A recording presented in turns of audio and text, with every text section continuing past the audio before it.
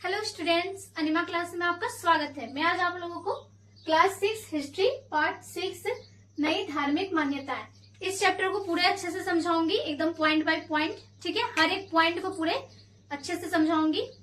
ठीक है, अगर आपको इस चैप्टर का क्लास नोट्स या फिर लेक्चर वीडियो चाहिए या फिर प्रश्नोत्तर वीडियो चाहिए तो आप मेरे अनिमा क्लासेस को ज्वाइन कीजिए। यूट्यूब से भी आप इसके सारे वीडियो पा सकते हैं और टेलीग्राम से भी। ठीक है, इस वीडियो में इस चैप्टर को पढ़ने से पहले इसमें क्या क्या पढ़ना है इसके बारे में मैं आप लोगों को बताती हूँ। ठीक है, सबसे पहले हम लोगों को पढ़ना है हिंदू धर्म, यानी हिंदू धर्म के बारे में जानेंगे। सेकेंड में पढ़ना है उपनिषद, उपनिषदों में निहित ज्ञान और शिक्षाएं, यानी कि उपनिषद के बारे में पढ़ना है और उपनिषद में कौन सी ज्ञान है और शिक्षाएं की बात कही गई है उन सभी के बारे में पढ़ना है। फिर नेक्स्ट पढ़ना है हम लोग को हिंदू धर्म का प्रचार प्रसार। इसके बाद हम लोग को पढ़ना है कि हिंदू धर्म में प्रचार प्रसार किस प्रकार हुआ। ठीक है, हिंदू धर्म का। फिर नेक्स्ट पढ़ेंगे बौद्ध धर्म, फिर बौद्ध धर्म के बारे में जानेंगे कि ये कैसे आया। ठीक है, किसने लाया बौद्ध धर्म को। फिर नेक्स्ट पढ़ेंगे भगवान बुद्ध के मुख्य उपदेश, फिर भगवान बुद्ध के मुख्य उपदेश के बारे में जानेंगे। ठीक है, उसके बाद नेक्स्ट हम लोग पढ़ेंगे बौद्ध धर्म का प्रसार, फिर बौद्ध धर्म का प्रसार किस प्रकार हुआ और कहाँ तक फैला इसके बारे में जानेंगे। ठीक है, फिर नेक्स्ट हम लोग पढ़ेंगे जैन धर्म, फिर नेक्स्ट में जैन धर्म के बारे में जानेंगे कि यह किसने लाया। ठीक है, कैसे आया जैन धर्म। उसके बाद पढ़ेंगे भगवान महावीर तथा जैन धर्म के उपदेश व शिक्षाएं, फिर भगवान महावीर के बारे में जानेंगे कि भगवान महावीर कौन थे और उनके जैन धर्म के शिक्षाएं के बारे में जानेंगे। ठीक है, उनका उपदेश क्या था। फिर नेक्स्ट पढ़ेंगे हम लोग जैन धर्म का प्रसार, फिर जैन धर्म का प्रसार किस प्रकार हुआ। ठीक है, ये कहाँ तक फैला इसके बारे में जानेंगे। फिर नेक्स्ट पढ़ेंगे बौद्ध और जैन धर्म में समानता, यानी कि बौद्ध धर्म और जैन धर्म में क्या क्या सिमिलरिटीज है, यानी क्या क्या समानताएं हैं, इन सभी की चीजों के बारे में जानेंगे। फिर इस चैप्टर में लास्ट में मैं आप लोगों के एक वीडियो और लास्ट में और एक चीज बताऊंगी, पाठ का सार, यानी कि इस पूरा चैप्टर को मैं आप लोगों को की नोट्स में बताऊंगी। ठीक है, एकदम पॉइंट में, छोटा छोटा पॉइंट में, कि इस पूरा चैप्टर का एक सार के रूप में बताऊंगी। ठीक है, जिसके पास बुक्स वगैरह नहीं है वो मेरे लेक्चर वीडियो को, ठीक है, और क्लास नोट्स को और जो प्रश्नोत्तर वीडियो है, ये तीनों को ही यूट्यूब या फिर टेलीग्राम चैनल से अनिमा क्लासेस को ज्वाइन कीजिए और अच्छे से देखिए, आपको पूरा चैप्टर अच्छे से समझ में आ जाएगा। ठीक है,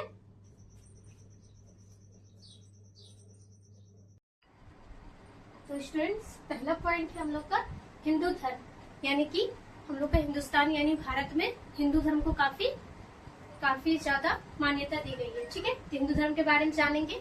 हिंदू धर्म क्या है। हिंदू धर्म का सोच, विचार, दर्शन और इसके रीति रिवाज धीरे धीरे विकसित हुए हैं।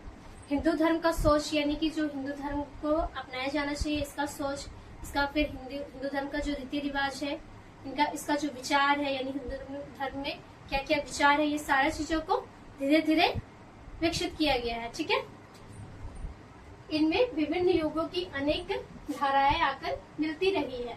साधारण रूप से हिंदू धर्म में सभी प्रकार की मान्यताएं और पूजा पद्धतियां शामिल है। ठीक है, यानी कि जो हिंदू धर्म है उसमें बहुत सारे प्रकार की कई प्रकार की पूजा पाठ। ठीक है, आप लोगों को पता होगा कि हमारे हिंदू समाज में काफी अलग अलग विभिन्न प्रकार की पूजा पाठ को किया जाता है। ठीक है, जैसे यहाँ झारखंड में ही आप लोग मान लीजिए, झारखंड में ही सरहुल पर्व को काफी धूमधाम से मनाया जाता है। ठीक है, फिर अलग अलग राज्य में अलग अलग तरीका का, जैसे झारखंड में मनाया जाता है सरहुल, उसी तरह अलग अलग राज्य में अलग अलग प्रकार की जो पर्व है उनको काफी धूमधाम से मनाया जाता है। ठीक है,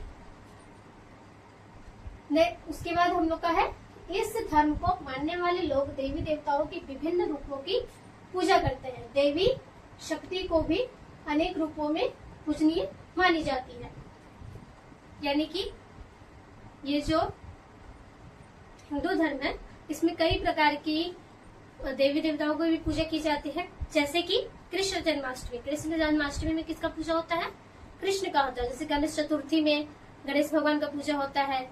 ठीक है, फिर लक्ष्मी पूजा में महादेवी लक्ष्मी का पूजा होता है। तो इस प्रकार कई तरह की देवी देवताओं की पूजा की जाती है हमारे हिंदू धर्म में। ठीक है। नेक्स्ट हम लोग का पॉइंट है उपनिषद। उपनिषद हिंदू धर्म का महत्वपूर्ण ग्रंथ है जिनमें आत्मा, ब्रह्म, दर्शन और ज्ञान शामिल है। इन्हें वेदों की व्याख्या मानी जाती है। उपनिषद जो है वो हिंदू धर्म का जो है ब्रह्म, ज्ञान, ठीक है, ये सब सारा चीज का दर्शन माना जाता है। और जो उपनिषद है वो वेदों की व्याख्या करता है, ठीक है। उपनिषद शब्द संस्कृत भाषा का है जो 3 शब्द उप यानी निकट, नी यानी नीचे, शद यानी बैठना शामिल है। अर्थात उपनिषद का अर्थ है गुरु के निकट बैठकर ज्ञान प्राप्त करना। वह गुरु शिष्य परंपरा को दर्शाता है। उपनिषद जो है, ठीक है, वो संस्कृत भाषा में लिखा गया है। तो उपनिषद जो वो तीन अक्षरों से मिलकर बना है। उप यानी कि निकट, नी यानी नीचे और शद यानी बैठना। इसका अर्थ है कि जो शिष्य है वो गुरु के सामने बैठ करके और ज्ञान प्राप्त करेगा, यानी ऊपर में नहीं नीचे में, ठीक है। गुरु के नीचे में बैठ करके शिष्य है जो वो ज्ञान प्राप्त करेगा, ठीक है। जो उपनिषद है वो गुरु और शिष्य के संबंध को दर्शाता है।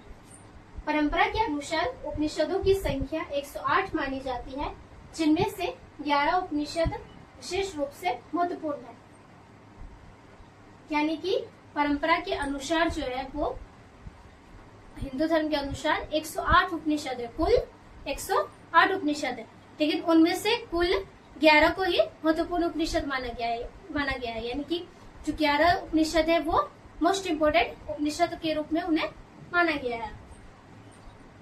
इनकी रचना लगभग ईसा पूर्व 800 से 400 के बीच हुई थी। ये प्राचीन संस्कृत भाषा में लिखे गए हैं। यानी कि जो उपनिषद है वो इसकी रचना जो है वो 400 ईसा पूर्व से 800 ईसा पूर्व के मध्य में हुई थी, यानी कि बीच में हुई थी, ठीक है। और ये जो उपनिषद है उसे प्राचीन संस्कृत भाषा में लिखा गया, यानी पहले की संस्कृत भाषा में काफी कठोर लैंग्वेज में। यानी कि संस्कृत जो है आप लोगों को पता होगा कि काफी अलग सा सब्जेक्ट, काफी अलग सा लैंग्वेज है, तो उसी संस्कृत भाषा में उपनिषद को लिखा गया है। उपनिषदों में मुख्य रूप से जीव यानी कि आत्मा और ब्रह्म यानी कि परम सत्य के संबंध का वर्णन किया गया है। इनमें बताया गया है कि आत्मा और ब्रह्म एक ही है। कुछ प्रमुख उपनिषद है बृहदारण्यक उपनिषद, छांदोग्य उपनिषद, तैत्तिरीय उपनिषद, ईश उपनिषद, केन उपनिषद। कुछ उपनिषदों में जो है वो जीव यानी कि आत्मा और ब्रह्म यानी कि परम सत्य को के रूप में माना गया है कुछ उपनिषद को। और उसमें यह बताया गया है कि जो जीव है और जो ब्रह्म है यानी कि जो आत्मा है और जो परम सत्य है ये दोनों एक ही है, ठीक है। और मैंने आप लोगों को बताया कि टोटल 11 उपनिषद जो है वो काफी महत्वपूर्ण माना गया है। तो 11 उपनिषदों में से कुछ उपनिषदों के नाम है बृहदारण्यक उपनिषद, छांदोग्य उपनिषद, ठीक है, तैत्तिरीय उपनिषद, फिर ईश उपनिषद, ठीक है, और तो और केन उपनिषद। ये सारा का सारा उपनिषद जो है वो महत्वपूर्ण माना गया है। इन ग्रंथों में गुरु विचारों को शुक्तियों और कथाओं के माध्यम से समझाया गया है। यानी उपनिषद में जो है वो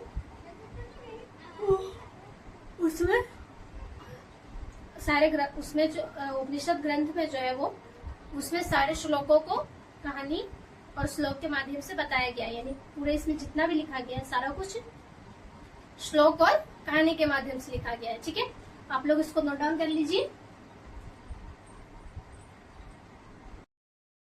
तो स्टूडेंट्स नेक्स्ट पॉइंट है हम लोग का उपनिषदों में निहित ज्ञान और शिक्षाएं। यानी कि उपनिषद में जो है उसमें क्या क्या निहित यानी कि उसमें क्या क्या दिया हुआ है, ज्ञान और शिक्षा है, ठीक है। यानी कि ज्ञान रूपी जो बातें हैं, ठीक है, और शिक्षा योग्य यानी कि जो लोगों के काम में आ सके, ठीक है। ये सारा कुछ उपनिषद में क्या क्या दिया हुआ है इसके बारे में जानेंगे। सबसे पहले दिया हुआ उपनिषद में कर्म का सिद्धांत, यानी कि कर्म के बारे में जानेंगे कि कर्म का क्या सिद्धांत है, यानी कर्म का क्या उपयोग है हमारा लाइफ में, ठीक है। हिंदू धर्म में कर्म को जीवन का आधार माना गया है। प्रत्येक कर्म का फल अवश्य मिलता है। अच्छे कर्म का फल अच्छा और बुरे कर्म का फल बुरा। ठीक है, अच्छे कर्म यानी कि जिसे पुण्य कहा जाता है और बुरे कर्म जिसे पाप कहा जाता है। हिंदू धर्म के अनुसार जो है उपनिषद में ये कहा गया है कि उसमें अगर कोई भी व्यक्ति मतलब जो भी कर्म कर रहा है तो उसके अनुसार उसका प्रतिरूप यानी फलस्वरूप उसको वो चीज मिलेगा ही। ठीक है, यानी कि अगर कोई अच्छा कर्म कर रहा है तो उसका फल उसको अच्छा ही मिलेगा, अगर कोई बुरा कर्म कर रहा है तो उसका फल उसको बुरा ही मिलेगा। यानी कि इसका मतलब यह है कि अच्छा कर्म को पुण्य के रूप में माना गया है और बुरा कर्म को पाप के रूप में। एक श्लोक है संस्कृत का कि जैसे जैसे कीजिएगा वैसे वैसे ही आपको वो चीज पुनः ही मिलेगा। ठीक है, तो इसमें वही चीज को बताया गया है उपनिषद में कि अगर आप अच्छा कर्म कीजिएगा तो आपको अच्छा लाभ मिलेगा, अगर आप बुरा कर्म कीजिएगा तो आपको आपके साथ हमेशा बुरा ही होगा। ठीक है, इसलिए कहते हैं कि लोगों के साथ कभी भी बुरा व्यवहार या फिर लोगों के साथ कभी भी बुरा कोई चीज करना नहीं चाहिए। ठीक है, क्योंकि वो फिर वापस लौट के आपके पास ही आता है। नेक्स्ट दूसरा में हम लोग का आत्मा और पुनर्जन्म, यानी कि इसमें आत्मा के बारे में जानेंगे। ठीक है, और उसका पुनर्जन्म के बारे में जानेंगे कि पुनर्जन्म कैसे होता है। आत्मा अमर होती है, मृत्यु केवल शरीर की होती है। आत्मा नए शरीर में प्रवेश करती है, इसे पुनर्जन्म कहा जाता है। हमारे हिंदू धर्म में जो है उसमें उपनिषद में ये बताया गया है कि जो आत्मा है वो हमेशा जीवित रहता है, यानी कि इंसान तो मर जाता है क्योंकि शरीर जो है वो नश्वर है, तो इंसान तो मर जाता है बट उसका जो आत्मा है वो हमेशा जीवित रहती है, फिर वो नया यानी पुनर्जन्म लेती है, यानी कि दोबारा जन्म लेती है किसी और शरीर में पुनः प्रवेश करके। ठीक है, तीसरा है मोक्ष। मोक्ष का अर्थ है जन्म मरण के चक्र से मुक्ति है। मोक्ष प्राप्ति के 3 मार्ग है, कर्म मार्ग, ज्ञान मार्ग और भक्ति मार्ग। तो तीसरा में उपनिषद में बताया गया है कि मोक्ष की प्राप्ति कैसे किया जा सके। ठीक है, मोक्ष का मतलब होता है कि क्योंकि जो इंसान है वो बार बार तो जन्म होता है, फिर मरता है, फिर जन्म लेता है। आत्मा तो एक बार, आत्मा तो हमेशा जीवित रहता है, बट इंसान जो है यानी कि जो शरीर है वो तो मरते रहता है बार बार। तो इसमें मुक्ति के मोक्ष के बारे में ये बताया गया है कि कैसे आदमी को मुक्ति मिले, यानी कि बार बार जन्म मृत्यु से कैसे पीछा छूटे। तो उसका 3 मार्ग बताया गया है। पहला है कि पहला हम लोग का क्या चाहिए, कर्म मार्ग, यानी कि लोगों का अच्छाई करते हुए। ठीक है, दूसरा है ज्ञान का मार्ग, यानी कि ज्ञान अर्जित करके, और तीसरा मार्ग है भक्ति का मार्ग, यानी कि भक्ति के द्वारा भी मोक्ष की प्राप्ति की जा सकती है। ठीक है, चौथा पॉइंट है हम लोग का त्रिदेव, ब्रह्मा सृष्टिकर्ता, विष्णु पालनकर्ता, शिव संहारकर्ता। और उपनिषद में यह भी बताया गया है कि हम लोग का यानी कि पूरा सृष्टिकर्ता यानी कि जो भगवान है वो त्रिदेव के नाम से जाना गया है, यानी कि उसमें जो 3 देव जो है, त्रिदेव यानी 3 देव, वही पूरे विश्व को चलाते हैं। जैसे कि ब्रह्मा जो है वो सृष्टिकर्ता है, यानी कि जो ब्रह्मा है वो पूरे सृष्टि का निर्माण किया है। ठीक है, विष्णु जो है वो पालनहर्ता है, यानी कि किसी चीज को क्या घट रहा है इसका वो पूर्ति करता है। और तीसरा जो है शिव संहार करता है, यानी कि किसी को क्या दंड देना है इसके बारे में शिव बताता है। ठीक है, यानी शिव करते हैं। पांचवा हम लोग का हिंदू धर्म की विशेषताएं, यानी कि हिंदू धर्म के बारे में जानेंगे कि क्या क्या इसकी मुख्य विशेषताएं हैं। कोई एक संस्थापक नहीं है, कोई एक मुख्य धार्मिक ग्रंथ या नेता नहीं। हिंदू धर्म का जब से स्टार्ट हुआ है इससे ये पता चलता है कि इसका जो कोई ना तो इसका कोई संस्थापक है और ना इसका कोई नेता है, ये ऑटोमेटिक जो लोग हैं वो खुद से ही हिंदू धर्म को अपनाया है। ठीक है, सभी देवताओं को समान माना जाता है, कोई कठोर संगठन नहीं है। यह केवल धर्म नहीं बल्कि एक जीवन शैली है। इसका कोई कठोर संगठन भी नहीं है कि यही जो है पार्टिकुलर जो संगठन है यानी कि पार्टिकुलर जो पार्टी है वही हिंदू धर्म को अपनाया है, ऐसा कुछ भी नहीं है। बस इसमें एक जीवन शैली के रूप में हिंदू धर्म को अपनाया गया है, ताकि जैसे कोई पर्व वगैरह कर रहा है या फिर कुछ भी, ये सब सारा कुछ के लिए हिंदू धर्म को अपनाया गया है। ठीक है, नेक्स्ट पॉइंट हम लोग का हिंदू धर्म का प्रचार प्रसार। फिर हिंदू धर्म जैसे लोगों ने अपनाया तो उसका फिर प्रचार प्रसार किस प्रकार हुआ इसके बारे में दिया हुआ है। हिंदू धर्म का प्रसार भारत से बाहर नेपाल, श्रीलंका, म्यांमार, कंबोडिया तथा इंडोनेशिया तक हुआ। हिंदू का जो प्रचार प्रसार है वो कंबोडिया, ठीक है, नेपाल, ईरान, ठीक है, ये सब सारा कुछ में इसका प्रसार हुआ है, प्रचार हुआ है, ठीक है, हिंदू धर्म का। कंबोडिया में एक विष्णु का मंदिर है जिसे अंकोर वाट मंदिर कहते हैं। कंबोडिया में आपको हिंदू धर्म से रिलेटेड एक क्या बोलते हैं मंदिर मिलेगा वहां पे, उसका नाम है अंकोर वाट, ठीक है, कंबोडिया में आपको ये मंदिर मिलेगा। इस समय हिंदू भारत और नेपाल में है, किंतु थोड़ी बहुत संख्या में वे संपूर्ण विश्व में फैले हुए हैं। इस टाइम यानी कि वर्तमान के टाइम जो है भारत और नेपाल में काफी हिंदू पाए जाते हैं, लेकिन कुछ कुछ मात्रा में यानी थोड़ा बहुत बाकी सारे देशों में भी पाया जाता है हिंदू धर्म को, ठीक है। तो आप लोग इसको नोट डाउन कर लीजिए। नेक्स्ट पॉइंट हम लोग का स्टूडेंट्स बौद्ध धर्म, यानी बौद्ध धर्म के बारे में जानेंगे कि इसकी उत्पत्ति यानी कि इसकी शुरुआत कैसे हुई, कब से हुई, ठीक है, और बौद्ध धर्म के बारे में जानेंगे कि इसमें क्या क्या दिया हुआ है, ठीक है, और इसके संस्थापक कौन है, यानी कि बौद्ध धर्म को लाया किसने था, और इसके प्रचार प्रसार के बारे में भी जानेंगे कि यह कहाँ तक फैला। पूरा विस्तार पूर्वक मैं बताऊंगी आज। पहला है उत्पत्ति, यानी कि बौद्ध धर्म का उत्पत्ति यानी कि उदय कैसे हुआ, यानी कि बौद्ध धर्म का शुरुआत किस प्रकार हुआ, यानी कि कब से हुआ, ठीक है। बौद्ध धर्म का उदय 6ठी शताब्दी ईसा पूर्व में हुआ। उस समय धर्म बहुत जटिल हो गया था। यज्ञ, कर्मकांड, पशु बलि, लोग इस बुराइयों से असंतुष्ट थे। सरल और नैतिक जीवन पर जोर दिया गया। यानी कि जो बौद्ध धर्म है वो 6ठी शताब्दी ईसा पूर्व से यानी 6ठी शताब्दी से शुरुआत हुई थी इसका, ठीक है। बौद्ध धर्म का 6ठी शताब्दी से यह शुरू हुआ था और 6ठी शताब्दी में जो धर्म है वो काफी कठोर हो गया था, यानी कि धर्म जो है वो काफी उच्चतम सीमा तक पहुंच चुका था। यानी कि जैसे कि उस टाइम पे 6ठी शताब्दी के टाइम पे यज्ञ वगैरह होना, हवन होना, ठीक है, कर्मकांड यानी कि काफी सारा कर्म के पीछे काफी रोचक घटनाएं होना, ठीक है, और तो और उस टाइम पे पशु बलि भी होता था, यानी कि यज्ञ वगैरह में जानवरों को बलि दे करके जो देवता है उन लोगों को प्रसन्न करने के लिए, ठीक है। और इसी टाइम पे 6ठी शताब्दी के टाइम पे ही जब ये सब चीजों को लोगों ने देखा तो उन लोगों ने सोचा कि इस बुराइयों से कैसे छुटकारा पाया जाए, कैसे जीवन को सही तरीका से जिया जाए, ठीक है, यानी सरल और नैतिक तरीका से जीवन को बिताया जाए। तो इसके बारे में उन लोगों ने सोचने लगा, यानी जोर देने लगा, ठीक है। फिर दूसरा हम लोग का है संस्थापक, यानी कि बौद्ध धर्म का संस्थापक कौन थे। तो बौद्ध धर्म के जो संस्थापक है वो गौतम बुद्ध थे। बौद्ध धर्म जो है वो गौतम बुद्ध के नाम पर पड़ा, यानी बुद्ध से ही बौद्ध के आविष्कार हुआ, ठीक है। तो यानी कि बुद्ध से बौद्ध धर्म का उत्पत्ति हुआ। इनका बचपन का नाम सिद्धार्थ था। इनका जन्म लुम्बिनी में हुआ। गौतम बुद्ध का जो बचपन का नाम है वो सिद्धार्थ था और इनका जन्म जो है वो लुम्बिनी गांव में हुआ, ठीक है। इन्होंने ज्ञान प्राप्ति बोधगया में किया। इन्होंने पहला उपदेश सारनाथ में दिया। इस घटना को धर्म चक्र परिवर्तन कहा जाता है। इन्होंने यानी कि जो गौतम बुद्ध है उन्होंने अपना जो ज्ञान है यानी कि जो पढ़ाई वगैरह है वो सब बोधगया से प्राप्त किया, ठीक है।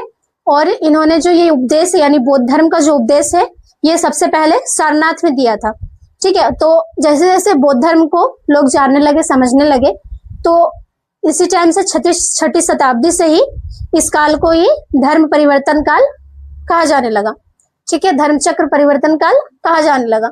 तीसरा है 4 आर्य सत्य, यानी कि आर्यों के लिए 4 सच्चाई के बारे में बताया गया है। पहला है जीवन दुखों से भरा है, यानी कि जो जीवन है वो दुखों से भरा हुआ है, यानी कि लोग कुछ ना कुछ चीजों की इच्छा करते हुए लोगों का जीवन दुखों से भरा हुआ है। दुख का कारण इच्छा है, यानी कि ये जो दुख है उसका कारण इच्छा है, यानी लोगों को हर चीज कुछ ना कुछ चीजों की पाने की इच्छा बढ़ती जा रही है। जैसे कि स्टूडेंट्स ही है तो वो लोग पढ़ाई कर रहे हैं तो वो आगे का सोच कर रहे हैं कि करियर में आगे जाके मेरा अच्छा होगा, ठीक है। तो हर व्यक्ति जो है वो कुछ ना कुछ इच्छा के साथ ही जी रहा है और यही मेन दुख का वजह है, इच्छा यानी तृष्णा का, ठीक है।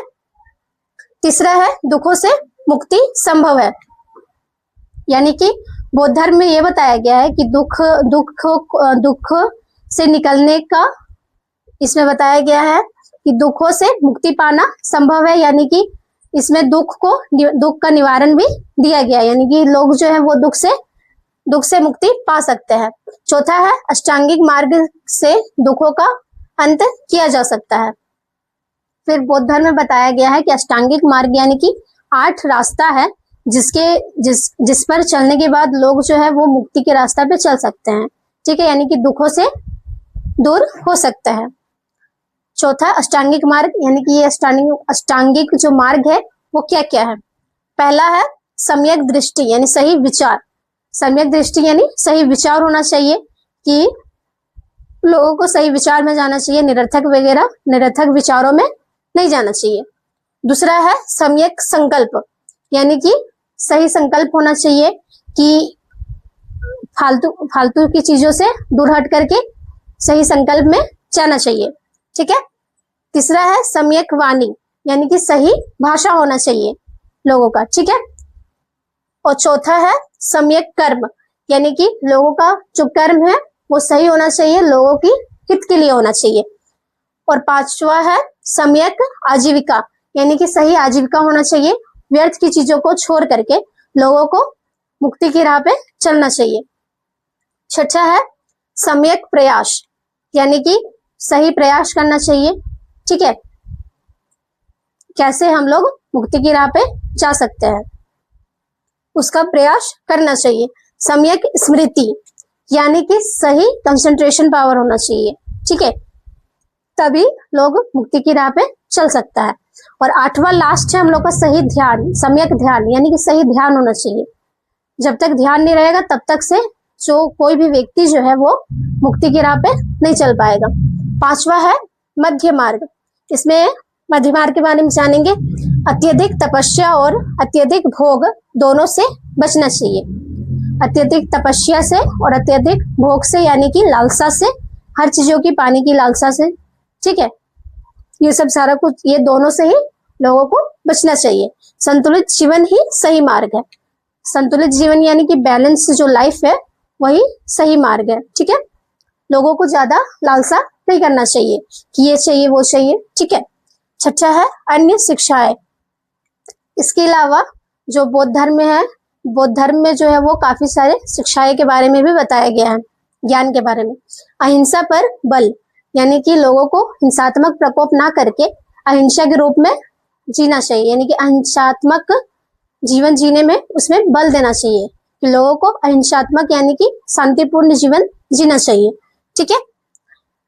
जाति प्रथा का विरोध, फिर इसमें दिया गया है कि जाति प्रथा का विरोध भी करना चाहिए, क्योंकि यही एक मेन रीजन है हिंसात्मक प्रकोप का, ठीक है। तो जाति प्रथा का विरोध करना चाहिए, यानी जाति प्रथा को हटाना चाहिए। तीसरा है यज्ञ और आडंबरों का विरोध, यानी कि यज्ञ वगैरह का, जिसमें 6ठी शताब्दी में मैंने बताया था कि उस टाइम पे जो लोग हैं उस टाइम पे यज्ञ वगैरह कराते थे, पशुओं का बलि देते थे, तो ये सब सारा कुछ बौद्ध धर्म में बताया गया है कि वो सब हटाना चाहिए। जो यज्ञ है, फिर जानवरों को बलि देना, ये सब सारा कुछ हटाना चाहिए, ठीक है, विरोध करना चाहिए इसका। पुनर्जन्म में विश्वास, मैंने आप लोगों को बताया था कि जो शरीर है वो नश्वर है, बट जो आत्मा है वो सत्य है, ठीक है, यानी कि वो कभी भी मर नहीं सकता है। लोगों का शरीर तो नश्वर है, वो धीरे धीरे हर बार, मतलब जितना बार भी मरता है, एक मरण के बाद दूसरा बार फिर से वो जन्म लेता है, और फिर लेकिन आत्मा जो है वो एक ही रहता है, वही बस अलग अलग शरीर में प्रवेश करता है, ठीक है। तो इसमें हम लोग को इससे पता चलता है कि लोगों का पुनर्जन्म होता है, तो पुनर्जन्म में विश्वास रखना चाहिए। फिर 7वां है बौद्ध धर्म का पवित्र ग्रंथ त्रिपिटक।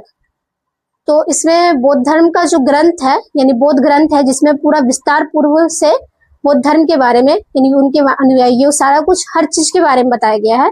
तो वो उसका ग्रंथ जो है बौद्ध धर्म का, उसका नाम है त्रिपिटक, ठीक है। 8वां है संप्रदाय, यानी बौद्ध धर्म में जो है वो 2 तरह के संप्रदाय थे। पहला था महायान, यानी जो पूजा अनुष्ठान वगैरह करवाता है, और दूसरा है हीनयान, यानी कि सरल शिक्षाओं पर जोर। बौद्ध धर्म में 2 प्रकार का संप्रदाय था। पहला था महायान, यानी जो पूजा और अनुष्ठान वगैरह कराता है, और दूसरा है हीनयान, ठीक है, जो सरल शिक्षाओं पर जोर देता है, यानी कि सही रूप से शिक्षाओं पर जोर देता है। 9वां है संघ, यानी कि कोई पार्टी, ठीक है। बौद्ध भिक्षु संघ में रहते थे, यानी कि जो बौद्ध भिक्षु है वो हमेशा ग्रुप में रहते थे, संघ में रहते थे, ठीक है।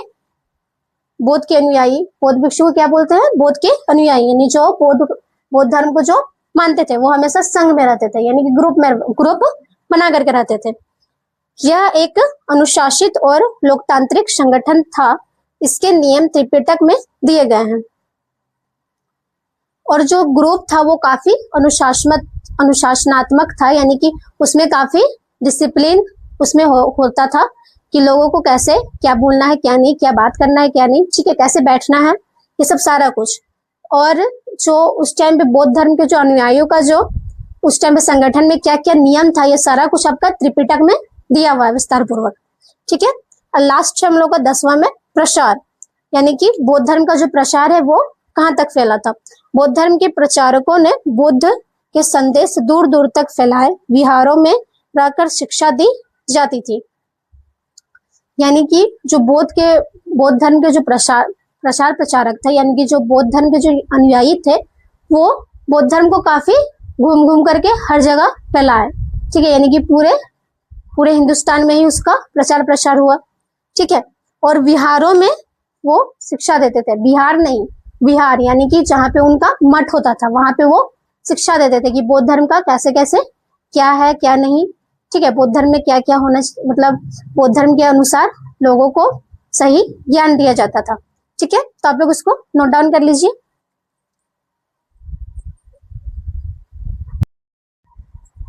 नेक्स्ट पॉइंट है हम लोग का स्टूडेंट्स, बौद्ध धर्म का प्रसार, यानी कि बौद्ध धर्म का प्रसार कहाँ तक फैला, यानी कि उसका जो प्रचार है, बौद्ध धर्म का जो प्रचार है वो किन किन जगहों तक फैल चुका था, इसके बारे में जानेंगे।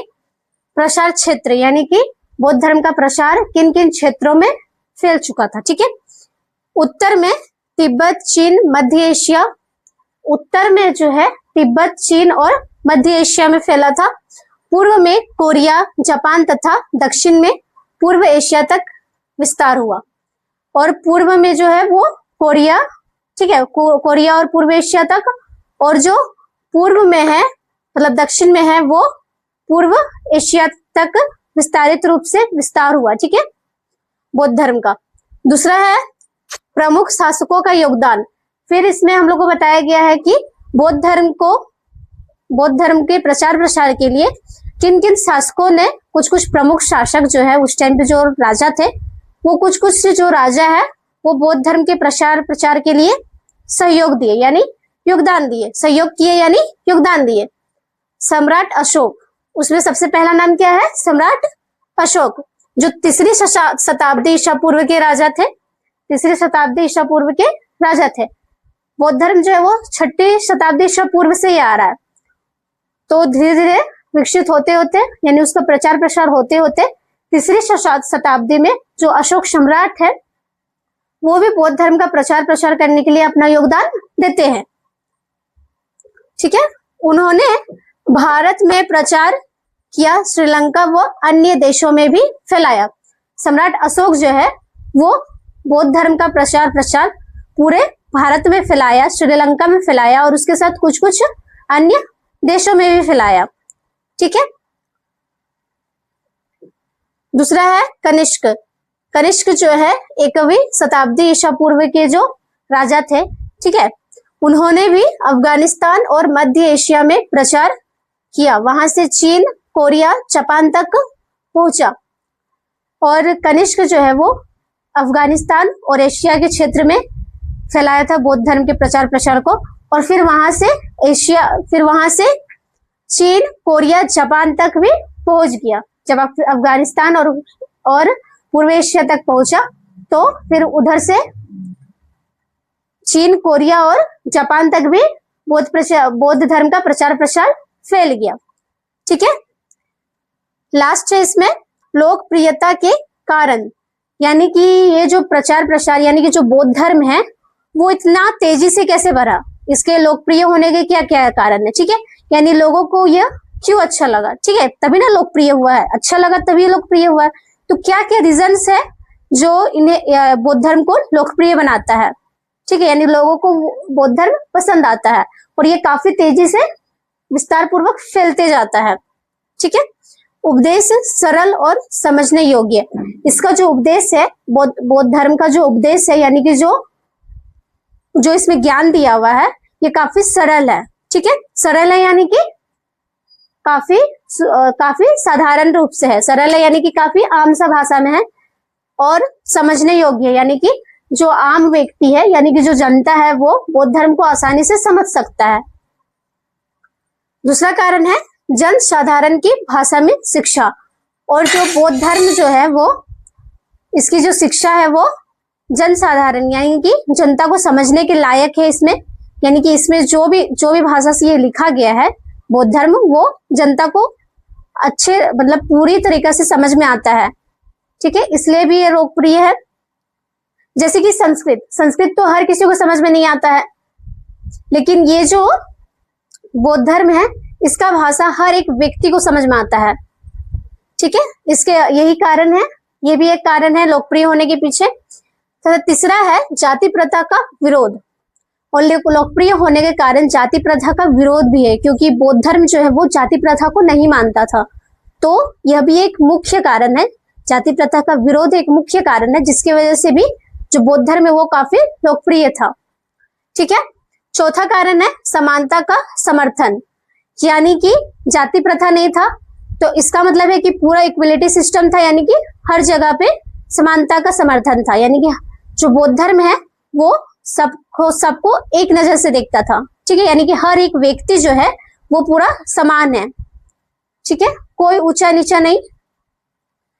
और इसका पांचवा कारण है भिक्षुओं का सादा जीवन, भिक्षुओं का सादा जीवन, यानी कि जो भिक्षु लोग हैं यानी कि जो बौद्ध धर्म के जो अनुयायी थे उन लोगों का सादा जीवन, यानी कि वो काफी साधारण रूप से रहते थे, ठीक है, एक बस ओढ़ने टाइप का कुछ लिया हुआ रहता था, नीचे धोती वगैरह कुछ रहता था, बस पूरा साधारण तरीके से साधारण खान पान करके वो अच्छे तरीके से शांतिपूर्वक, कोई हिंसात्मक वगैरह कुछ था नहीं प्रकोप, तो वो काफी साधारण जीवन व्यतीत करते थे। इसका भी एक प्रमुख कारण, यह भी एक प्रमुख कारण है बौद्ध धर्म का प्रचार प्रसार का, ठीक है, लोकप्रिय होने के पीछे। छठा कारण है अशोक का संरक्षण, यानी कि जब कलिंग के साथ अशोक का युद्ध हुआ था तो उस टाइम पे काफी ज्यादा खून खराबा हुआ था, ठीक है, इससे पहले इसके बाद आप लोगों को पढ़ना है। तो उस टाइम पे जो अशोक है उसका काफी ज्यादा खून खराबा हुआ था, तो वो जो हादसा है वो अशोक कभी भूल ही नहीं पाया था, जिसके वजह से ही वो बौद्ध धर्म को अपना लेता है, ठीक है। तो इसमें अशोक का संरक्षण भी हुआ, यानी कि अशोक का जो मेंटेलिटी है वो काफी चेंज हो गया और वो काफी हद तक खुद भी बदला और लोगों को भी बदला, ठीक है, खत्म हो गया बौद्ध धर्म। अब नेक्स्ट पॉइंट हम लोग का जैन धर्म। जैन धर्म बहुत प्राचीन है, जैन धर्म जो है वो काफी प्राचीन समय से चला आ रहा है। इसमें 24 तीर्थंकर हुए, 24वें तीर्थंकर का नाम जो है वो है भगवान महावीर। जैन धर्म में जो है 24 तीर्थंकर हुए थे और 24वें तीर्थंकर का नाम है भगवान महावीर।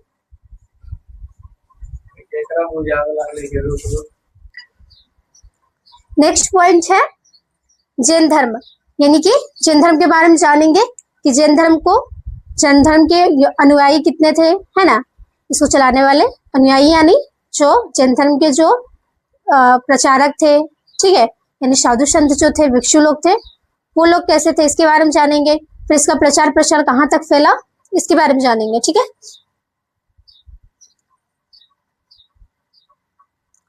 जैन धर्म बहुत प्राचीन है, इसमें 24 तीर्थंकर हुए, 24वें तीर्थंकर भगवान महावीर थे, ठीक है। जैन धर्म जो है वो काफी प्राचीन समय से चला आ रहा है और ये जो जैन धर्म ये काफी बड़ा धर्म था, तो इसमें कुल 24 तीर्थंकर थे, यानी कुल 24 अनुयायी थे जैन धर्म के। ठीक है, तो इसमें 24वें जो अनुयायी थे यानी 24वें जो तीर्थंकर थे उनका नाम था भगवान महावीर। ठीक है, भगवान महावीर के बारे में जानेंगे। महावीर का जीवन, इनका जन्म वैशाली के पास हुआ। 30 वर्ष की आयु में गृह त्याग दिया। 12 वर्ष की तपस्या के बाद ज्ञान प्राप्त हुआ। ठीक है, भगवान महावीर का जो जन्म है वो वैशाली के निकट हुआ था। ठीक है, और तो और ये जो है ये ज्ञान प्राप्त करने के लिए यानी कि मुक्ति की राह पे चलने के लिए, ये सब फालतू चीजों को छोड़ करके मुक्ति की राह पे चलने के लिए यानी कि मैं कौन हूं इसके बारे में जानने के लिए। ठीक है, जैन धर्म और बौद्ध धर्म के हिसाब से माना गया है कि ये जो बॉडी यानी शरीर जो है वो नश्वर है, तो शरीर के अंदर जो आत्मा है उसके बारे में इसमें ज्यादा मतलब इम्पोर्टेंट किया गया है कि आत्मा जो है उसको ज्यादा इम्पोर्टेंट माना गया है कि आत्मा जो है वो कभी मरता नहीं है। ठीक है, तो महावीर का जो ये जैन धर्म था उसमें भी इसी प्रकार का कहा गया है कि आत्मा जो है वो हमेशा अमर है, यानी कि वो बस बॉडी चेंज करता है, बाकी वो कभी मरता नहीं है। तो ये सब जानने के लिए, मुक्ति की राह में चलने के लिए, ठीक है, कि मैं आखिर में मैं हूँ कौन, ठीक है, इसके बारे में जानने के लिए, एकदम गहराई से जानने के लिए भगवान महावीर जो है वो 20 वर्ष की आयु में ही गृह को त्याग कर देते हैं, यानी कि घर छोड़ के निकल जाते हैं खुद को जानने के लिए। ठीक है, मुक्ति की राह पे चलने के लिए। और इन्होंने मुक्ति की राह पे चलते चलते फिर इन्होंने ठीक 12 साल बाद इन्हें ज्ञान प्राप्त हुआ कि आखिर सच में यानी कि सत्य क्या है, वाकई में सत्य क्या है। इनको पता चलता है कि मैं एक ना कि शरीर हूं ना कुछ हूं, मैं सिर्फ एक मैं हूं जो आत्मा है। ठीक है, और जो सत्य जिसको सिर्फ मुक्ति चाहिए, मुक्ति की राह पे ये चल पड़ते हैं। और इनको ये ज्ञान जो है वो ठीक 12 साल बाद प्राप्त हुआ। कोई भी ज्ञान यानी कि इसके बारे में जो ज्ञान है ये हर किसी को जल्दी प्राप्त नहीं होता है, इसमें काफी तपस्या लगना पड़ता है, काफी कंसंट्रेशन पावर, ध्यान, ये सब सारा कुछ होना चाहिए। तो ये सब सारा कुछ के लिए ही वो जो है भगवान महावीर वो 20 वर्ष की आयु में गृह को त्याग कर देते हैं और फिर 12 वर्ष की आयु में 12 वर्ष के बाद 20 वर्ष में जब गृह को त्याग कर देते हैं तो फिर उसके 12 वर्ष के बाद इन्हें ज्ञान की प्राप्ति हो जाती है, यानी मुक्ति की राह पे ये चल देते हैं। ठीक है, दूसरा है जैन शब्द का अर्थ। जैन शब्द के अर्थ के बारे में जानेंगे। जैन से बना जैन, ठीक है, जैन से बना है जैन, जिसका अर्थ है इंद्रियों और इच्छाओं पर विजय पाने वाला। जैन धर्म का अर्थ है यहाँ पे कि जिन से बना है। ठीक है, और जिन का अर्थ है कि इच्छाओं पर विजय पाना, इंद्रियों और इच्छाओं पर विजय पाना। इंद्रियां हम लोग का बॉडी में 7 है टोटल, तो उन इंद्रियों से विजय पाने के लिए और तो और इच्छा, जो मन रूपी जो इच्छा है, जो हर व्यक्ति के अंदर होता है कि मुझे ये चाहिए वो चाहिए।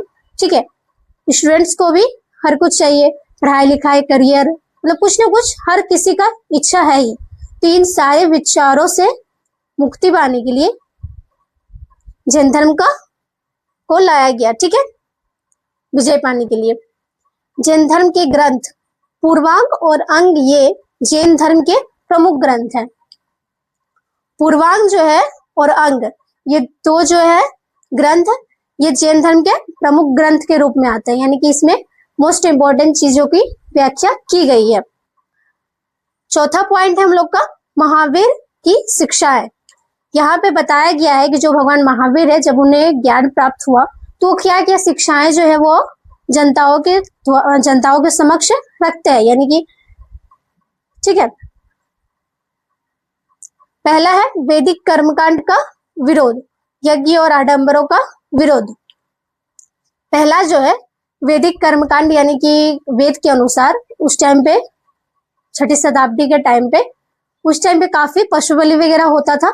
तो ये जो है भगवान महावीर जो है ये पशु जो है वैदिक सभ्यताओं के खिलाफ काफी विद्रोह थे, यानी विद्रोही के रूप में थे, यानी कि वैदिक संस्कृति जैसे जानवरों की बलि देना, ठीक है, ये सब सारा कुछ वो नहीं मानते थे, इसके वो विरोधी थे। भगवान महावीर। दूसरा है मोक्ष का मार्ग। मोक्ष का मार्ग रत्न त्रय, यानी कि 3 रत्न है मोक्ष का मार्ग का, सम्यक दर्शन, सम्यक ज्ञान और सम्यक आचरण। भगवान महावीर के अनुसार जो मोक्ष का है वो 3 रास्ता है, ठीक है। यानी मुक्ति पाने के लिए, यानी मोक्ष के रास्ता पे जाने के लिए इंसान के पास 3 रास्ता है, जिसे त्रिरत्न कहा गया है, यानी कि 3 रत्न कहा गया है, ठीक है, या रत्न त्रय कहा गया है, ठीक है, यानी 3 रत्न कहा गया है। तो 3 रत्न क्या क्या है? पहला है सम्यक आचरण, दूसरा है सम्यक ध्यान और तीसरा है सम्यक दर्शन, ठीक है। ये तीनों राह के अनुसार ही जो कोई भी व्यक्ति है वो मोक्ष की राह पे चल सकता है। तीसरा है नैतिक नियम। नैतिक नियम यानी कि किसी भी व्यक्ति के अंदर क्या व्यवहार होना चाहिए, क्या गुण होना चाहिए उसके अंदर। झूठ ना बोलना, चोरी ना करना, किसी को कष्ट ना देना, लाभ का त्याग और दान करना। नैतिक कर्तव्य में इसमें बताया गया है, भगवान महावीर जी ने बताया है कि किसी भी इंसान को कभी भी झूठ नहीं बोलना चाहिए, लोगों को परेशान नहीं करना चाहिए, दान पुण्य वगैरह करना चाहिए, ठीक है, किसी की मदद करना चाहिए, ठीक है, ये सब सारा कुछ। चोरी नहीं करना चाहिए। चौथा है अहिंसा। भगवान महावीर जो है वो अहिंसात्मक थे, ठीक है, यानी कि वो उनके अंदर कोई भी हिंसा की भावना नहीं थी किसी के भी प्रति, क्योंकि इसमें जब तक से अगर मोक्ष की प्राप्ति में आप जाना चाहते हैं तो जब तक आपके अंदर घमंड, हिंसा वगैरह सारा कुछ रहेगा तो आप वो रास्ता पे कभी नहीं पहुंच पाएंगे। तो इसके लिए ये जब धीरे धीरे जब ज्ञान की इनकी प्राप्ति हुआ तो इन्होंने पाया कि अहिंसा होना जरूरी है। तो इन्होंने अहिंसा के बारे में भी बताया कि अहिंसा नहीं होना चाहिए जो भी व्यक्ति मोक्ष की राह पे जाना चाहता है, ठीक है। महत्वपूर्ण सिद्धांत, हर जीव में आत्मा होती है, किसी भी जीव को नुकसान पहुंचाना पाप है। अहिंसात्मक प्रकोप यानी कि जैसे पशु वगैरह को मारना, ठीक है, अभी भी ये चला ही आ रहा है। तो वो सब हर पशु के अंदर आत्मा है, जीव है, यानी कि वो भी जिंदा ही है। तो किसी को नुकसान पहुंचाना पाप के रूप में माना गया है। तो इसमें इसलिए बोला गया है कि अहिंसात्मक रूप से आप लोग रहिए, ठीक है, तभी आप मोक्ष की प्राप्ति कर सकते हैं। किसी को परेशान वगैरह नहीं करना है, किसी जीव की हत्या नहीं करना है, ये सब सारा कुछ। 5वां है जो भगवान महावीर का यानी जैन धर्म का जो संप्रदाय है वो 2 संप्रदाय में बटा हुआ था। पहला है दिगंबर, यानी कि जो कपड़े नहीं पहनते थे। पहला जो है वो दिगंबर थे, यानी जो कपड़े नहीं पहनते थे, यानी कि जो येलो वस्त्र धारण करते थे। और दूसरा है श्वेतांबर, यानी कि जो सफेद वस्त्र को पहनते थे। छठा है जैन धर्म का प्रसार। उसके बाद फिर जैन धर्म का प्रसार कहाँ तक फैला इसके बारे में जानेंगे। राजस्थान, पश्चिम भारत, मध्य भारत, दक्षिण भारत में फैलाव। सबसे पहले जैन धर्म का फैलाव जो है मध्य भारत, दक्षिण भारत, ठीक है, राजस्थान, ये सब सारा कुछ में फैला था। उसके बाद में मुख्य रूप से गुजरात, राजस्थान, कर्नाटक, आंध्र प्रदेश आदि जगहों पर फैला। यानी कि उसके बाद जब ये सब जगहों में फैलने के बाद में कर्नाटक, आंध्र प्रदेश वगैरह में भी फैलने लगा, ठीक है। लास्ट है जैन धर्म का हम लोग का विशेष बातें, यानी कि इसमें क्या क्या इंपॉर्टेंट बातें हैं उसके बारे में जानेंगे, ठीक है। पहला है व्यापारियों में अधिक लोकप्रिय, यानी जो जैन धर्म है वो व्यापारियों में काफी लोकप्रिय धीरे धीरे होते गए, क्योंकि उन्हें भी पता चलने लगा कि जो जैन धर्म है वो काफी अच्छा माना जाता है, यानी अच्छा है, ठीक है। बौद्ध धर्म जितना व्यापक नहीं फैल पाया, लेकिन ये जो जैन धर्म है वो बौद्ध धर्म के तुलना में उतना ज्यादा फैल नहीं पाया, ठीक है, लेकिन फैला, थोड़ा बहुत फैला, लेकिन उतना जितना बौद्ध धर्म जितना स्पीड से, जितनी व्यापक तरीके से फैला, जैन धर्म उतना व्यापक तरीके से नहीं फैल पाया। लंबे समय तक मौखिक परंपरा, यानी कि इसका ना फैलने के पीछे शायद ये कारण है कि इसमें लंबे समय तक कोई लिखित रूप से जैन धर्म के बारे में नहीं इसमें कुछ लिखा गया था, बस मौखिक रूप से एक एक मतलब जैसे कि किसी को पता चला तो वो फिर दूसरा को बताया, फिर दूसरा तीसरा को बताया, तीसरा चौथा को बताया, इस टाइप से करके फैला, इसलिए ज्यादा दूर तक नहीं फैल पाया, मौखिक रूप से इसको फैलाया गया था, जिसकी वजह से बाद में वल्लभी में ग्रंथ लिखे गए। उसके बाद जब ये मौखिक रूप से ज्यादा दूर तक नहीं फैल पाया तो फिर 1500 वर्ष के बाद इसका एक ग्रंथ बनाया गया जैन धर्म का, ठीक है। तो जैन धर्म का एक ग्रंथ बनाया गया जिसे वल्लभी ग्रंथ में लिखा गया, जिसे वल्लभी ग्रंथ में लिखे गए, ठीक है। तो जैनिज्म का एक मैं आप लोगों को बताती हूँ कि एक है क्षमावानी पर्व है, जिसमें साल में आपको एक दिन, ठीक है, साल में एक दिन हर किसी से बस यूं ही माफी मांग लेना है कि अगर मेरे साथ ऐसा कभी हुआ होगा कि मैंने आपका दिल दुखाया है, ठीक है, या फिर मेरा मुंह से कुछ निकल गया होगा, मतलब किसी भी वजह से, तो मुझे माफ कर दीजिए। ये जो पर्व है ये जैनिज्म मनाता है, यानी कि जो जैन धर्म को मानने वाले लोग मनाते हैं कि ये जो पर्व है ये मुझे बहुत पसंद है। बिना मतलब एक है ना कि बिना किसी गलती के भी आप माफी मांग सकते हैं, और इससे अगर कुछ गलती हुआ, अगर नहीं भी किया है और हुआ भी होगा तो आप माफी मांग लिए तो फिर दिल में कोई मलाल वगैरह नहीं रह जाता है। तो इसलिए यह पर्व को हमारे हिंदू धर्म में भी मनाना चाहिए, हालांकि मनाता नहीं है, तो आप लोग इसको नोट डाउन कर लीजिए।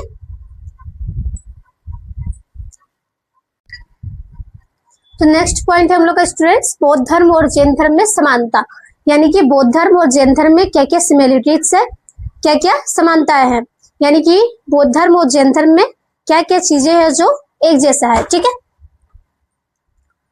पहला है भगवान महावीर और गौतम बुद्ध दोनों ही राज परिवारों से संबंध रखते थे तथा दोनों ही ने सत्य की खोज में अपना गृह त्याग किया, यानी कि जो भगवान महावीर है और गौतम बुद्ध है ये दोनों ही राज परिवारों से संबंध रखते थे, यानी कि बौद्ध धर्म और जैन धर्म को बढ़ावा देने के लिए, यानी कि विस्तार करने के लिए हर राज्य के राजा और राज परिवारों से ये संबंध रखते थे, ताकि क्योंकि अगर किसी भी राज्य का राजा अगर पक्ष में होगा तो उसके साथ साथ उसका जनता भी पक्ष में हो जाएगा, जिसके कारण ये राज परिवारों से संबंध रखते थे ये दोनों ही। और ये दोनों ही जो है वो सत्य की खोज के लिए, यानी मोक्ष की प्राप्ति के लिए, यानी ईश्वर प्राप्ति के लिए ये दोनों ने ही गृह को त्याग किया था, भगवान महावीर और गौतम बुद्ध ने। दोनों ही समानता के सिद्धांत में विश्वास रखते थे तथा दोनों ही ने जाति प्रथा की निंदा की। वे ब्राह्मणों को ऊंचा पद देने को तैयार नहीं थे, यानी कि जो गौतम बुद्ध है और जो भगवान महावीर है ये दोनों ही समानता के सिद्धांत पे चलते थे, यानी कि कोई भी व्यक्ति, यानी कि हर एक व्यक्ति, जितना भी व्यक्ति है, चाहे वो कोई भी जाति का, कोई भी कुल का हो, वो सारा व्यक्ति एक समान है, यानी सिर्फ वो व्यक्ति है, ना कि वो कोई जाति है ना कोई धर्म है, ठीक है।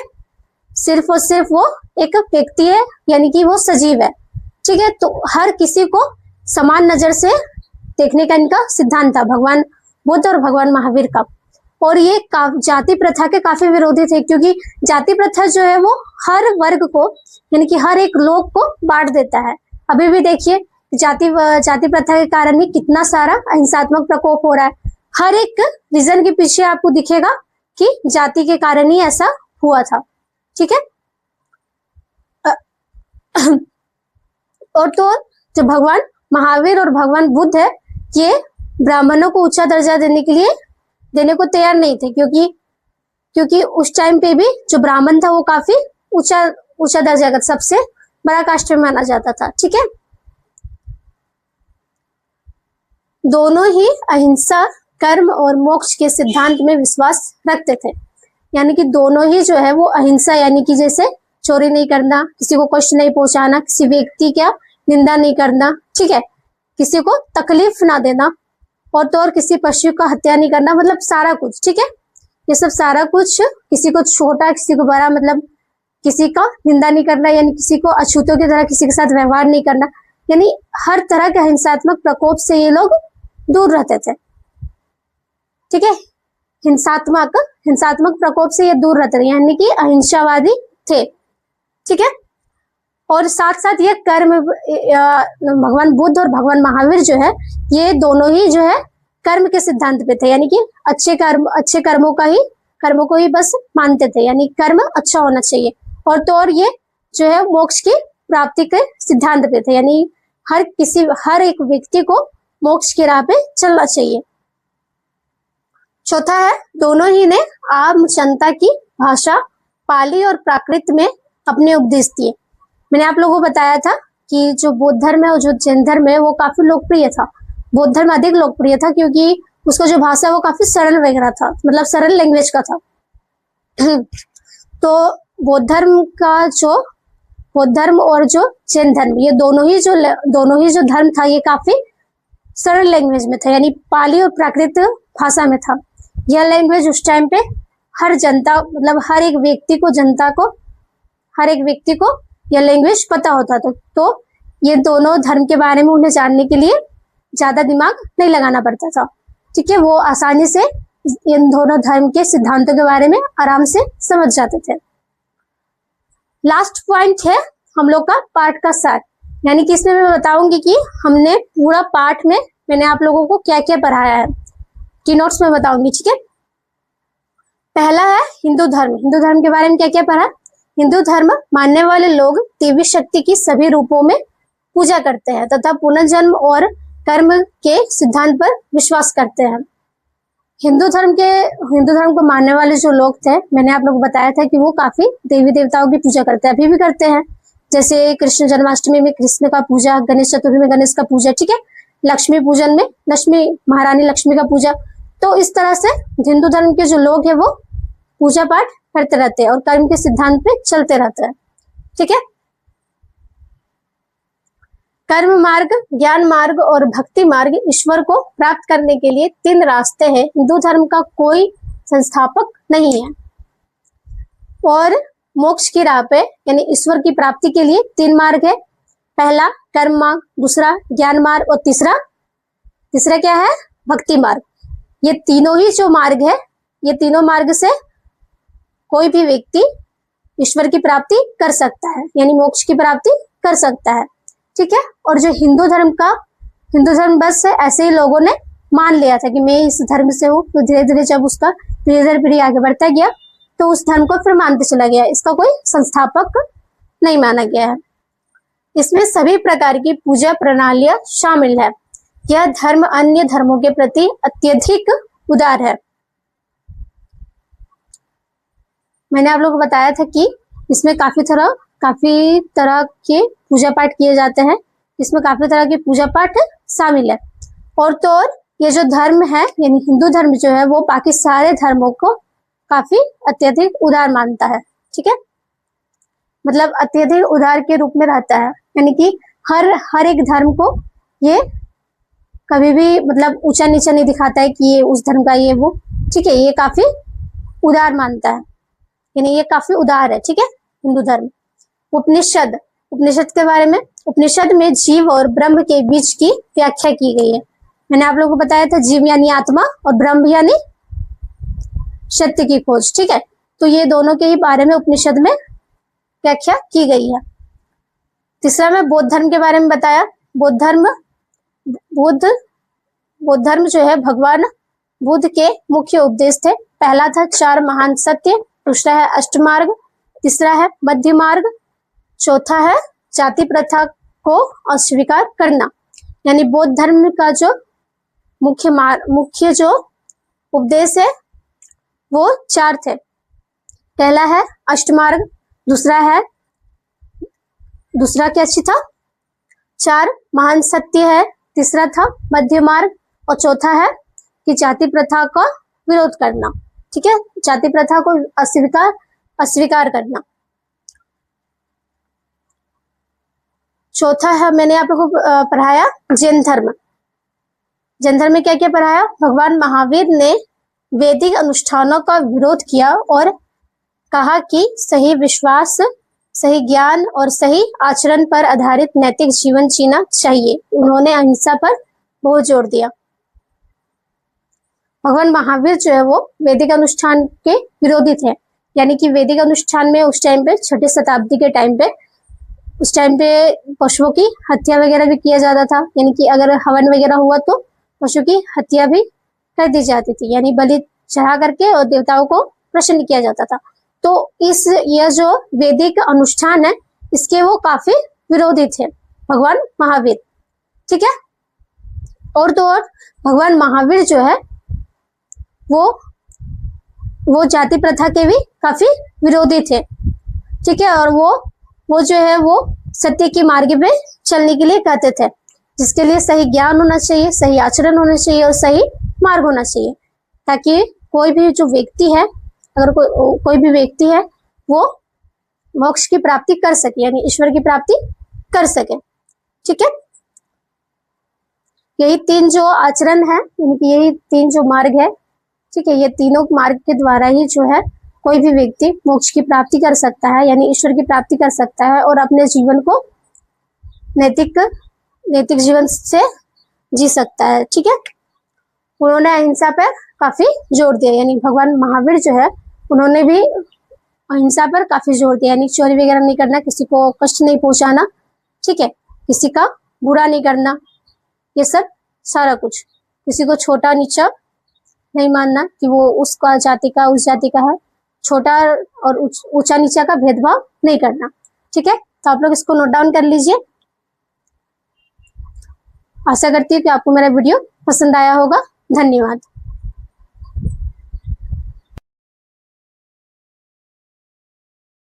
हेलो स्टूडेंट्स, अनिमा क्लासेस में आपका स्वागत है। आज क्लास 6 हिस्ट्री पार्ट 6 नई धार्मिक मान्यताएं का पार्ट का मैं प्रश्नोत्तर करवाने जा रही हूँ। Match in the following, fill in the blank, सारा कुछ करवाऊंगी। अगर आपको इस चैप्टर का नोट्स या फिर क्लास लेक्चर चाहिए तो आप मेरे अनिमा क्लासेस को ज्वाइन कर सकते हैं। ठीक है, चलिए शुरुआत करती हूँ।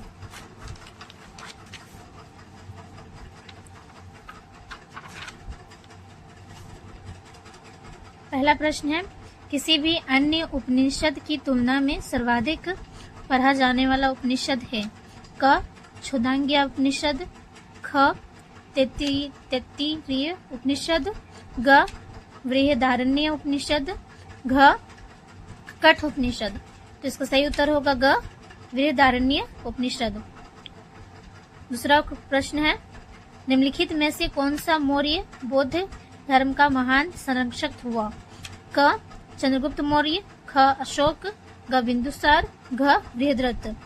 सही उत्तर होगा ग ख अशोक। तीसरा प्रश्न है, जैन धर्म ग्रंथों में जैन शब्द का क्या अर्थ है? क योद्धा, ख जयशील अर्थात राग द्वेष आदि को जीतने वाला, ग मुनि, घ गुरु।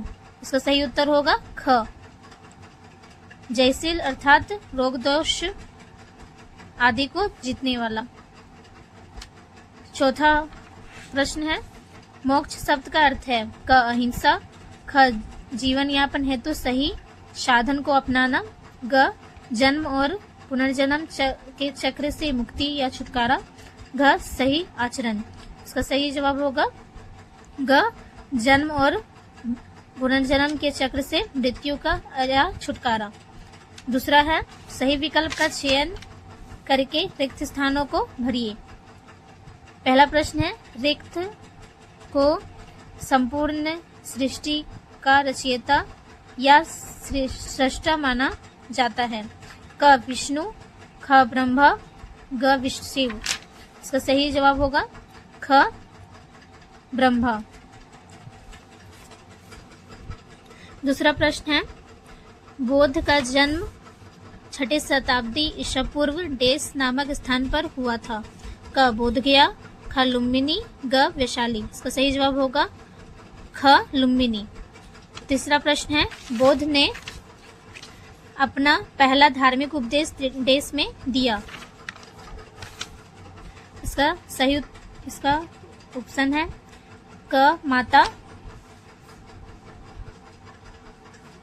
क पाटलिपुत्र, ख अवंती या ग सारनाथ। इसका सही जवाब होगा ग सारनाथ। चौथा प्रश्न है, उपनिषद का अर्थ है शिष्य का अपने देश के निकट बैठना? क माता, ख पिता, ग गुरु। सही होगा ग गुरु। नेक्स्ट इन द फ्लोइंग है, पहला प्रश्न है उपनिषद। उपनिषद का होगा हिंदू धर्मशास्त्र। दूसरा का त्रिपिटक। त्रिपिटक का होगा बौद्ध धर्म के पवित्र ग्रंथ। तीसरा का है दिगंबर। दिगंबर का होगा जिसके लिए दिशाएं ही वस्त्र रूप हो। चौथा है जिन। जिन का होगा जैन धर्म। पांचवा है श्वेतांबर। श्वेतांबर का होगा जैन धर्म का एक संप्रदाय जिसके अनुयायी संत श्वेत वस्त्र धारण करते हैं। छठा है पूर्वा और अंग सिद्धांत। इसका होगा महावीर के उपदेश। चौथा में हम लोग को संक्षिप्त में उत्तर देना है। ठीक है,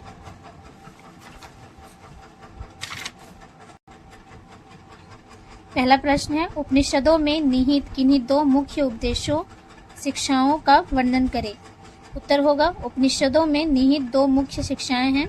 पहला, सभी उपनिषदों ने पुनर्जन्म और कर्म के सिद्धांत को माना है।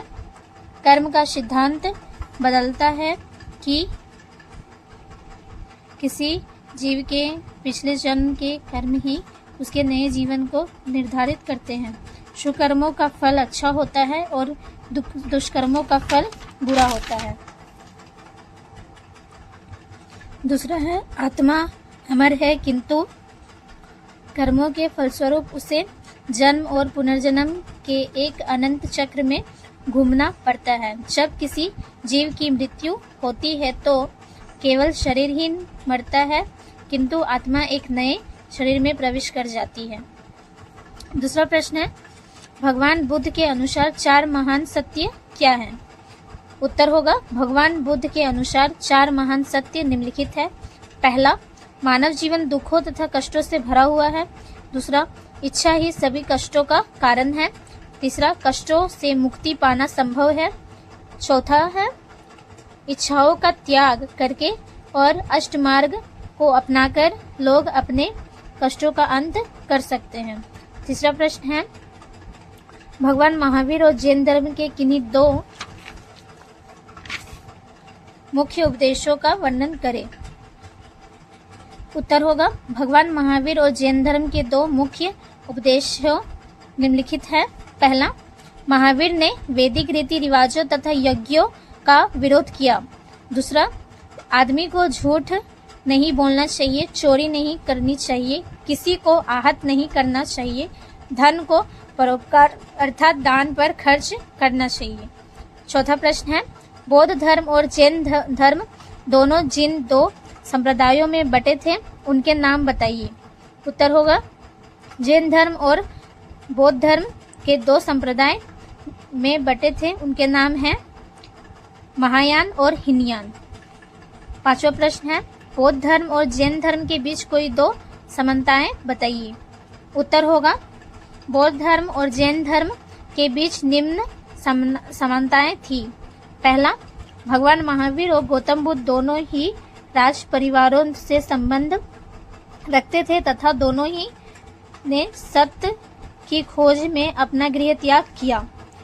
दूसरा, दोनों ही समानता के सिद्धांत में विश्वास रखते थे तथा दोनों ही ने जाति प्रथा की निंदा की। वे ब्राह्मणों को ऊंचा पद देने को तैयार नहीं थे। पांचवा का पहला प्रश्न है बौद्ध धर्म इतना अधिक लोकप्रिय क्यों हुआ? उत्तर होगा बौद्ध धर्म निम्नलिखित कारणों से इतना अधिक लोकप्रिय हुआ। पहला कारण है इसके उद्देश्य बहुत सरल थे। दूसरा कारण है भगवान बुद्ध ने अपने उपदेश जन साधारण की भाषा में दिए। तीसरा, यह धर्म जाति प्रथा का विरोधी और समानता का समर्थक था। इस कारण हिंदू धर्म को मानने वाले दलित और अन्य निम्न जातियों के लोग बौद्ध धर्म की ओर खिंचते चले गए। चौथा कारण है बौद्ध सन्यासी स्वयं अनुशासित जीवन व्यतीत करते थे। उन्होंने लोगों को भगवान बुद्ध के महान चरित्र और उनके उपदेशों के बारे में बताया। पांचवा कारण है कि भगवान महान सम्राटों अशोक और कनिष्क के राज संरक्षण ने इसे विश्वव्यापी धर्म बना दिया। दूसरा प्रश्न है बौद्ध धर्म के 2 संप्रदायों महायान और हीनयान के बीच मुख्य भेद क्या है? उत्तर होगा बौद्ध धर्म के दो संप्रदायों महायान और हीनयान के बीच मुख्य भेद है कि महायान संप्रदाय धार्मिक अनुष्ठानों और संतों की पूजा में विश्वास रखता था और हीनयान संप्रदाय ने इस बदलाव को स्वीकार नहीं किया। बौद्ध धर्म संघ में कोई भी व्यक्ति प्रवेश पा सकता था। ठीक है।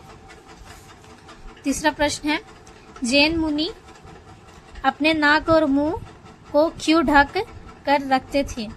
उत्तर होगा जैन मुनि अपने नाक और मुंह को इसलिए ढक कर रखते थे क्योंकि ताकि हवा में जो कीट है वे सांस के साथ उनके अंदर न चले जाए। वे सूर्यास्त के बाद भी खाते भी नहीं हैं क्योंकि ताकि अनजाने में भी छोटे से छोटे जीव की कोई हानि ना हो जाए। ठीक है, प्रश्नोत्तर सारा मैं करवा चुकी हूँ। छठा में है हम लोग का, एक शब्द से रिक्त स्थानों की पूर्ति कीजिए। पहला प्रश्न है, जन्म मरण के चक्र से मुक्ति देश कहलाता है। क्या कहलाता है? मोक्ष। दूसरा प्रश्न है, गौतम बुद्ध के बचपन का नाम देश था। क्या था? सिद्धार्थ। तीसरा प्रश्न है, जैन धर्म के संस्थापक देश माने जाते हैं। क्या माने जाते हैं? धार्मिक गुरु।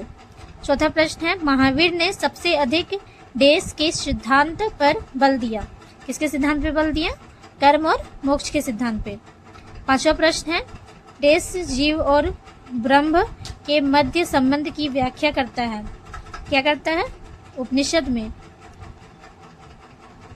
छठा है, श्वेतांबर जैन मुनि देश वस्त्र दिगंबर देश को ही अपना वस्त्र समझते हैं। क्या होगा? श्वेत और दिशाएं। सातवां प्रश्न है, वेदों के निष्कर्ष का बारीकी से अन्वेषण करने वाला ग्रंथ देश कहलाता है। क्या कहलाता है? पूर्व और अंग सिद्धांत। ठीक है। अब लास्ट है हम लोग का, मेरी पहचान करें मैं कौन हूँ। पहला प्रश्न है, मैंने बौद्ध धर्म की स्थापना की। उत्तर होगा भगवान बुद्ध। दूसरा प्रश्न है, मैं जैन धर्म का 24वां तीर्थंकर माना गया। उत्तर होगा भगवान महावीर। तीसरा प्रश्न है, मैं वह स्थान हूँ जहाँ बौद्ध देव को पीपल के वृक्ष के नीचे ज्ञान की प्राप्ति हुई। उत्तर होगा बिहार स्थित बोधगया में। ठीक है, तो मैं आज आप लोगों को इस चैप्टर के सारे प्रश्नों उत्तर फिल इन द ब्लैंक्स सारा कुछ करवा चुकी हूँ। आशा है कि आपको ये वीडियो पसंद आया होगा। धन्यवाद।